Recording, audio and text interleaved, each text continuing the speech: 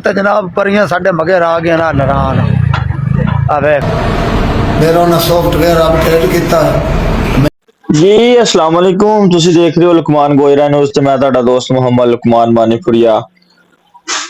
चार क मंचले जेड़े आ भाई पैसे पूसे इकट्ठे करके 125 दे विच तेल पवा के सांझे खात्यों पहुंच गए औखे सौखे हो के नारायण कगान।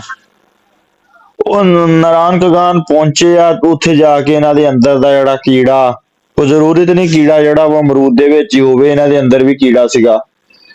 ਇਹਨਾਂ ਨੇ ਕੀ ਕੀਤਾ, ਇਹਨਾਂ ਨੇ ਵੀਡੀਓ ਬਣਾ ਕੇ ਤੇ ਉਹਨੂੰ ਟਿਕਟੌਕ ਤੇ ਅਪਲੋਡ ਕਰ ਦਿੱਤਾ। ਵੀਡੀਓ ਵੀ ਮੈਂ ਤੁਹਾਨੂੰ ਦਿਖਾਉਂਦਾ ਵਾਂ। आ देख लो सैफल मलूक तो जनाब परियां साडे मगर आ गए ना नारायण आ देख लो असी एडे गए गुजरे भी नहीं। हाँ भाई असी एडे गए गुजरे भी नहीं भी असी झील सैफल मलूक ते आ भी ते इत्ते सानू दिसे कुछ ना। ਅੱਛਾ ਉਹ ਵੀਡੀਓ ਇਹਨਾਂ ਨੇ ਟਿਕਟੌਕ ਤੇ ਅਪਲੋਡ ਕੀਤੀ ਤੇ ਇਹਨਾਂ ਨੂੰ ਇਹ ਨਹੀਂ ਸੀ ਪਤਾ ਕਿ ਜਿੱਥੇ ਪਰੀਆਂ ਹੋਣ ਉੱਥੇ ਅੱਲਾਹ ਤਾਲਾ ਫਰਿਸ਼ਤੇ ਵੀ ਭੇਜਦਾ ਵਾ ਤੇ ਇਹਨਾਂ ਨੂੰ ਭੁਲੇਖਾ ਸੀਗਾ ਕਿ ਕੱਲੀਆਂ ਇੱਥੇ ਪਰੀਆਂ ਹੀ ਤੁਰੀਆਂ ਫਿਰਦੀਆਂ। ਮਾਸ਼ਾਅੱਲਾ ਇੱਥੇ ਅੱਲਾਹ ਤਾਲਾ ਨੇ ਜਿਹੜੇ ਆ ਫਰਿਸ਼ਤੇ ਵੀ ਨਾਲ ਭੇਜੇ ਪਰੀਆਂ ਦੀ ਹਿਫਾਜ਼ਤ ਵਾਸਤੇ ਤੇ ਕੁਛ ਫਿਰ ਜਿਹੜੇ ਚੰਦ ਫਰਿਸ਼ਤੇ ਸੀਗੇ ਉਹਨਾਂ ਨੇ ਫਿਰ ਇਹਨੂੰ ਫੌਰੀ ਤੌਰ ਤੇ ਚੱਕਿਆ, ਚੁੱਕ ਕੇ ਇਹਨੂੰ ਲੈ ਗਏ ਆਪਣੇ ਕੋਲ। ਉੱਥੇ ਲਿਜਾ ਕੇ ਇਹਨੂੰ ਥੋੜਾ ਜਿਹਾ ਇਹਦੀ ਤਬਲੀਗ ਵਗੈਰਾ ਕੀਤੀ, ਅੱਲਾ ਨੂੰ ਇਹਦਾ ਮੂੰਹ ਕੀਤਾ ਕਰਕੇ ਤੇ ਇਹਨੇ ਜੀ ਯਾਨੀ ਇਹ ਤਬਲੀਗ ਤੋਂ ਇੰਨਾ ਉਸ ਫਰਿਸ਼ਤਿਆਂ ਦੀ ਤਬਲੀਗ ਤੋਂ ਇੰਨਾ ਮੁਤਾਸਰ ਹੋਇਆ ਕਿ ਇਹਨੇ ਬਿਲਕੁਲ ਹੀ ਦੁਨੀਆਦਾਰੀ ਛੱਡਣ ਦਾ ਐਲਾਨ ਕਰ ਦਿੱਤਾ। ਆ ਤੁਸੀਂ ਹੁਣ ਅਗਲੀ ਵੀਡੀਓ ਦੇਖੋ।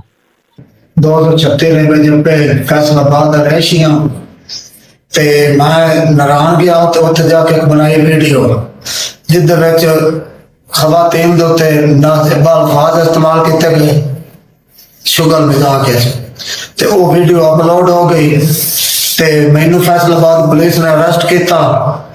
उन्हें मैनू समझाया, मेरा उन्हें सॉफ्टवेयर अपडेट किया, मैनू उन्हें समझाया है कि मैं थानू भी सारियां नू जितने भी टिकटॉक कर रहे हैं उत्ते नारायण कगान बोरस जावां वाले उन्होंने अपील करना गुजारिश करना कि मेरे भाई ये सारियां अपनी मावां भैणां ने।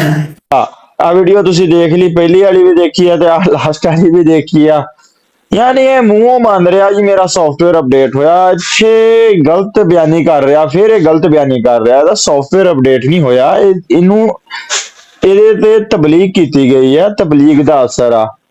ਜਦੋਂ ਨਾ ਕੋਈ ਉਦਾਂ ਮੰਨੇ ਫਿਰ ਉੱਤੇ ਤਬਲੀਗ ਜਿਹੜੀ ਆ ਉਹ ਵਾਜਿਬ ਹੋ ਜਾਂਦੀ ਆ ਤੇ ਫਰਜ਼ ਹੋ ਜਾਂਦੀ ਆ।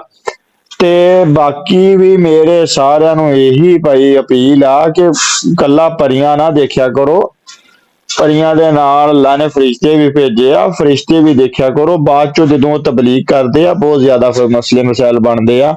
ਲਿਹਾਜ਼ਾ ਆਪਣੇ ਆਪ ਨੂੰ ਜਿਹੜਾ ਕੰਟਰੋਲ ਕਰੋ, ਕੀੜਾ ਜਿਹੜਾ ਵਾ ਉਹਨੂੰ ਸਮਝਾਓ ਕਿ ਹਰ ਜਗ੍ਹਾ ਹਰਕਤ ਦੇ ਵਿੱਚ ਨਾ ਆਵੇ।